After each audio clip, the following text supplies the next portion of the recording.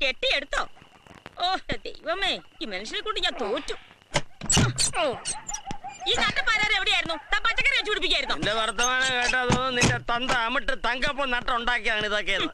രാവും പകലും ഇല്ലാതെ അധ്വാനിച്ച് കട്ടുമുടിച്ച് ഓരോന്ന് തൊള്ളക്കെറ്റാൻ കൊണ്ടുവരുമ്പോ നീ എന്റെ മെക്കിട്ടോടെ ഭൂതന്നെ. ഓ നട്ടപ്പാലാക്കി വില്ലടിച്ചാൻ പാട്ട് നിൽക്കാതെ എന്തെങ്കിലും നക്കി വെച്ച് കിടക്കാൻ നോക്കും മനുഷ്യ. ഓ നീ എന്നെ കിടത്തും നീ എടേ ചവല പിശാചേ. രാവിലെ പുഴുങ്ങി തിന്നെ ഒരു കർഷകന്റെ വേദന.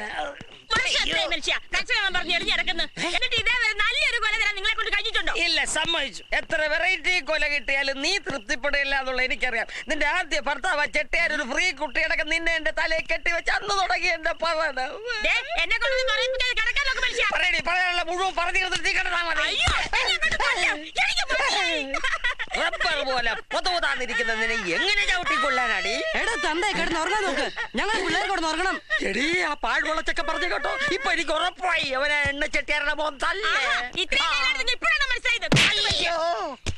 എന്റെ കൈ കൊണ്ട് ദിവസം ഒന്ന് കെട്ടിയാലേ ഉറങ്ങുള്ളൂ. ഞാൻ എന്ത് ചെയ്യാനാ? പൊന്നമ്മേ